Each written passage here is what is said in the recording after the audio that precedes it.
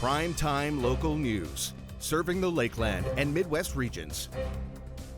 This week, members of City Council approved the list of operating and capital carry-forward projects to be completed in the 2023 budget year.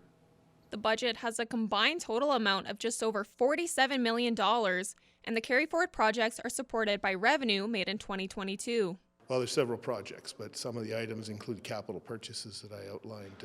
We have a number of vehicles up for replacement, and we're waiting, just like everybody else, patiently for dealerships to get inventory to meet those requirements. It's always challenging when supply chain issues show up. It affects the municipality just like other people. People have mentioned it to me. They went to the grocery store, there's items not on the shelf. They went to buy a vehicle, there's no vehicle that fits their particular vehicle needs, and other issues, and where parts are the same. So the city's not immune to those challenges, and those were outlined in the capital purchases as well. Some projects on the list are carried into 2023 due to being multi-year projects, delay in funding, inflation, and as the mayor and other councillors describe, challenges with the supply chain. Supply chain issues and problems are alive and well in the border city when it comes to Lloydminster and the city, and we have had many issues with just not getting equipment when we're looking for it. We are seeing those things start to improve over time, but definitely, you know, you set a budget in December of the year prior, and then it takes a little while to be able to actually order it, and just with the amount of time and how specific some of the items are, it's just taking longer to get here. These projects will have no effect on the 2023 budget. Reese Andrews, Primetime Local News. The windows at the Lloydminster Sobies are more colorful today than ever after a visit for some Mother Teresa students. Jace Mackey has more on how this art project is paving the way for a young generation of community builders. I think just the message of spreading kindness can go a long way. It's such a simple concept, but really it's so important. LCSD students painted donuts on the front windows of the Lloydminster Sobies as they prepare to kick off the second year of the Sprinkle Kindness with the World campaign. Each class has designed a donut, and the donut has key kindness ingredients in it. And then those donuts will be recreated by the bakers here at Sobies. The students were able to decide on their own which local organization will benefit from the proceeds of donut sales. In total, 6 groups will receive funds, including Border Paws, Kids Sport, and the Rescue Squad. To be able to give back and work with, especially kids, to work with that and help our community. And we now are building 6-year-old community builders. They're doing things, they talk to community organizations, they've asked the questions, they're deciding where this money is going to go.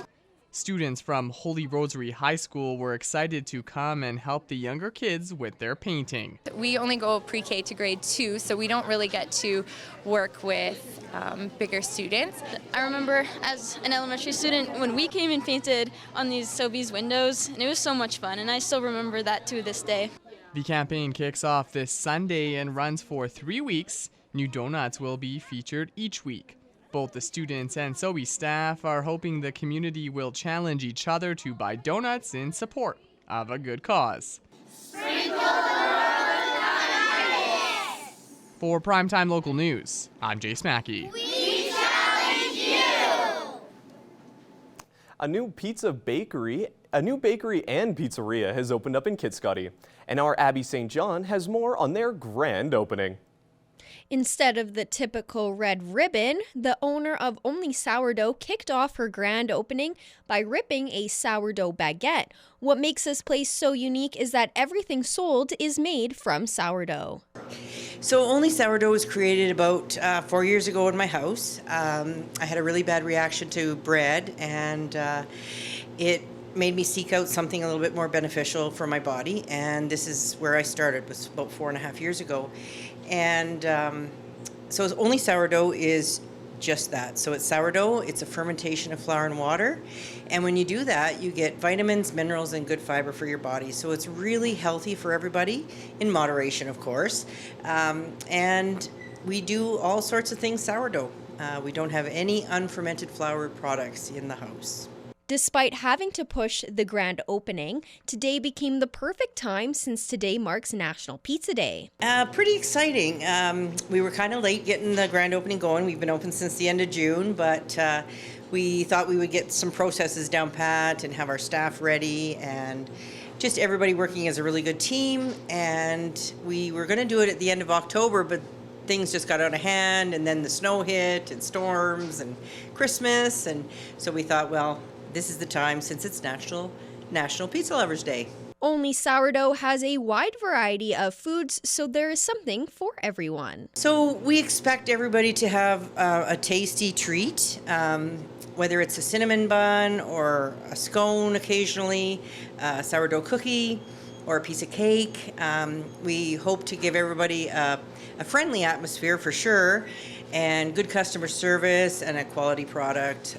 We do all kinds of breads, and we customize their pizza for them, so they don't have to pick anything off. Owner Heather Perryman has already received great responses from the community since opening. We've been having a really good response with the Facebook ads and word of mouth, and we've just been really blessed, and we're excited to introduce everybody to a game changer in the pizza crust world, because it is so digestible. It doesn't give you a bellyache. It's healthy for you. And my big joke about that is we don't talk about the toppings because, processed meats, but we do have a kind of a better cheese. Then it's not very greasy, so we try to keep it a little bit tastier and fun. We like to have fun. For Primetime Local News, I'm Abby St. John. An RCMP Youth Training Academy is being hosted later this month for kids to learn policing skills and possibly inspiring them for future careers. Our Shelby Clark spoke with Constable Flynn on what's expected for each day of the course. Joining us today for Primetime Local News is Constable Melanie Flynn with the Lloydminster RCMP. Thank you so much for taking the time to speak with us today. Yeah, thanks for having me, Shelby. Of course, no problem, because there is a Lloydminster RCMP Academy coming up later this month. So really want to be able to help get the word out and just kind of speak on this academy and what's all expected. Now, where and when is this taking place? So it's coming up this month. It'll be February 21st to the 23rd. So each day we'll host, so the 21st, the 22nd, and the 23rd. We're going to host some participants at École St. Thomas, and the Synergy Vault is where it's going to be taking place. So it's kind of in partnership with the Lloyd Catholic School Division. They've allowed me to use their facilities for this. So yeah, it's during the break, so the students are off that week, so they'll have something to keep them busy at. Oh, that's really great to hear. And I know you were just kind of bringing up the date, so it's going to be a 3-long day academy kind of thing. Yes, 3 days. We'll be running through kind of condensed academy. Usually we host them week-long, like a week-long event, but this one we're condensing it into 3 days, allowing the kids to kind of have some long weekend, I guess, on either end. So it'll consist of different things each day. The first day we have units coming in from Edmonton that will talk about operational readiness and get the kids some exposure to the fitness components of law enforcement and becoming an RCMP officer, as well as we have recruiting joining us that day. And then the second day, we're going to have a presentation from different units here that are here in Lloydminster. So our forensic unit team, will be doing a presentation that day, and then a few other units coming in to join me. And then on the third day, we'll have, again, some units out of Edmonton joining us. So we'll have our emergency response team representatives come down and, yeah, work with the kids and expose them to some of the awesome units within the RCMP. Now, what would you say inspired this idea for the RCMP and for you to want to host this for the kids in the community that are interested? Well, the RCM, we haven't done one. We haven't done one local here since 2019. So it's something that the RCMP does. We host youth academies at Depot in Regina, as well as in Edmonton, and all across Canada, really. And it's more of it's kind of a recruitment tactic for RCMP to give kids an insight of what it's like to become an RCMP officer and what a career in the RCMP would look like. So it's done across Canada. We haven't hosted one here locally since 2019. So Again, it'll be more condensed than what it was in 2019, but the kids will still leave with a good insight and understanding of what the units of the RCMP look like. Oh, that's awesome. Well, I'm sure these kids are going to have lots of fun, and knowing that it's back now for 2023, that's really exciting. Now, how many would you say have signed up now for this academy, and can others still sign up? I also wanted to help get the word out on that just in case it might still have some openings. Yeah, we do. We have our slotted participants. So I open it up to 24. It'll be a troop of 24 this time around for this year. We do have a wait list kind of started. I'm confirming with participants like every almost every month so far, just to make sure they're still interested and they're still planning to attend. Just so we can ensure that if someone's not able to attend, we can fill that spot and keep the troop at 24. So. All right, perfect. No, kind of figured it's kind of getting close to that time anyways, but that's really good to hear how strong that support has been so far and that you already got many that have signed up. So is there anything else you want to add on this academy that's coming up, or where more information people can find online? You can still look out for other opportunities for our RCMP youth camps. I know they're hosting some in the summer in Edmonton as well as in Regina. They have the Regina Youth Camp that'll be happening at Depot.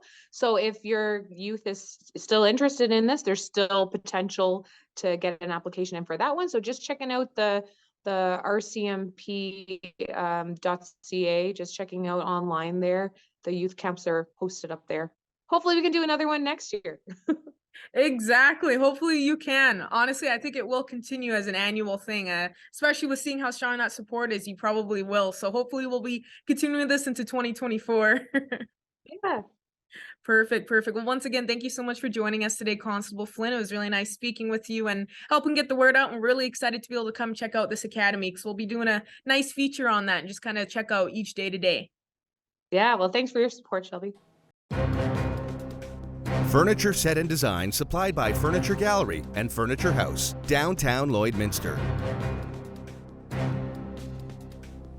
Buffalo Trail Public Schools will be celebrating a Heart Day for First Nations children on February 14th. I personally sat down with the superintendent of the district for more on that. So I'm here with Renee Ann Holden, the superintendent of the BTPS school, just asking her a few questions about the upcoming Have a Heart Day event.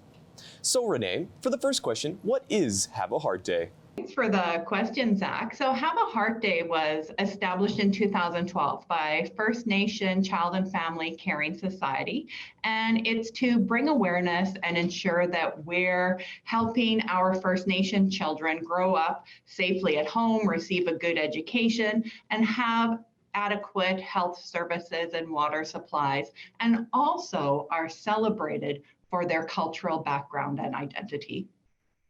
Perfect. So for the next question, is Have a Heart Day like Valentine's Day, or is it completely different? It is completely different. So Have a Heart Day for our First Nation Métis Inuit children and for awareness is part of reconciliation. So in essence, we want to bring awareness, we want to ensure we're building capacity and understanding and celebrating our First Nation, Métis and Inuit cultures within Buffalo Trail. We try to ensure that we're embedding learning throughout the year, that it's not just September 30th, National Day for Reconciliation, and that's a very important day in Buffalo Trail Public Schools, and it's not just in June for National Indigenous Peoples Month. We want to ensure our discussions and our language and our learning is embedded all throughout the year. Excellent. So what is reconciliation? So reconciliation, part of that for us at Buffalo Trail Public Schools is ensuring that we're committed to the TRC's Truth and Reconciliation calls to action. And part of that means that we're sharing and understanding, building resources, building students' capacity, building our staff capacity, ensuring that we're building awareness to residential schools and what happened there, but also ensuring that we know about the celebrations and the cultural awareness pieces that need to happen all year long. So it's through learning the truth and building awareness that we will get to reconciliation. So Have a Heart Day has been celebrated by Canada since 2012. Is there anything specific students have done to celebrate this event? Well, this is the first time as a superintendent that I have brought awareness as a whole to our students and schools in Buffalo Trail Public Schools. That doesn't mean individually that they haven't done individual projects. And this is a national event that happens throughout Canada, Have a Heart Day. So through this organization, they've raised money to support awareness and ensure First Nation children have the adequate health services and supplies and at their home. So although in Buffalo Trail Public Schools, this is our first year, this has happened since 2012 in Canada. Excellent. And is there anything I missed at all that you'd like to cover? So some other things to keep in mind that we're doing in Buffalo Trail, part of our journey of reconciliation is ensuring that we're building students' capacity, staff capacity, and our community's capacity. So we have a series of radio ads that are playing, and you'll hear from our BTPS students, what is a treaty? Why are we doing a land acknowledgement? What is smudging? So we're trying to build that learning, and we have some radio ads to be able to do that. So keep an ear out for those. Perfect. Well, it was great having you, Rayanne, and hopefully you have yourself a wonderful day. Thank you, Zach. Thanks for bringing attention to this very important day, Have a Heart Day. And we want to ensure that we celebrate our First Nation, Métis, and Inuit students and families and bring awareness. Thank you. A local drag group has some events planned in the near future. Our Callan Dunlop reports. Hi, I'm Callan Dunlop with Primetime Local News, and today I'm joined by Christopher with the Slay the Night group. And to start, can you explain what the Slay the Night group is? So the Slay the Night group is a drag performance group that became a nonprofit in 2021, and our main goal is to raise funds for local nonprofits and charities in our community through the art of drag and performances around the city. Can you talk about the events that you've had and are upcoming? So a couple of the past events that we had a sold out show in June of 2022 that we performed at the casino. Then we had our October Spooktacular at the Sticks. And then upcoming shows, the very first show that is upcoming is our anti-Valentine's Day show on February 18th. And then we also have a March 18th show, and that is going to be hosted at Grace United Church. And that one is the Luck O' Irish. And this is our very first sober event that we're opening up to the public to attend. Can you go into more detail on what the anti-Valentine's Day event is? So our 2023 Anti-Valentine's Day event, we have partnered up with Lloydminster and Vermilion Equity, and all of the fundraising from that show will go directly to Lloydminster and Vermilion Equity out of the show ticket prices. And out of that, our main theme is we all know that Valentine's Day is geared towards couples and finding love. Well, this year we decided to flip that script per se, and so we're doing a 180 on the whole lovely dovely for Valentine's Day, and there's going to be some performances about self-love, loving if you have multiple partners, or just growing yourself and growing your personal growth. As well, we'll have a ton of silent auction items, and all fundraising from that will go to Slay the Night directly. So we're essentially fundraising for two groups, ourselves and more importantly, Lloydminster Vermilion Equity as well. Can you speak to the importance on drag as a whole for the city of Lloydminster? Of course. So in the last, I would say, year or so, the public perception of drag has definitely changed to the negative. So our group is trying to refocus that mentality to the positive, because at the end of the day, the art of drag is doing a gender art. So it doesn't matter who you are and how you come to the table. The point is that you're being authentic to yourself. And that is the number one thing that we want to address, that the way that you are, the way that you present is 100% you, and that should be honored and respected. And that's what we do as a group. And that's why we continue having these shows, to encourage people to be who they are. Are there any final comments that you'd like to make to the general public? All right, so for our anti-Valentine's Day show, we have very limited tickets left. I think the last time I looked, we had 4 tickets left, which is great being 10 days away. You can find all of the ticket information and our social medias on Facebook at Slay the Night YLL, and then also on Instagram at Slay the Night YLL as well. Thank you so much for taking the time, Christopher. Really appreciate it. Of course, thank you, Taylor, for having me.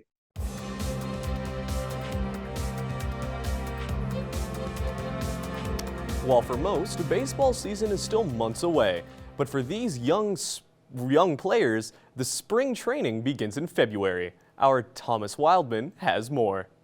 The War Dogs Baseball Legion is an elite training program for young baseball players from Lloydminster and surrounding areas, with the express goal of getting players into college baseball programs. It's structured around young men that are geared towards playing college baseball, and it's an intensive program, it's a challenging program, and we prepare them for what they're going to see at the next level, and that's mentally, physically, emotionally, and we get them prepared to go. And our last graduating class from last year, they've all went off to college, some in North Dakota, some in California, and they've all made their teams, and they're all probably going to play for their teams as freshmen.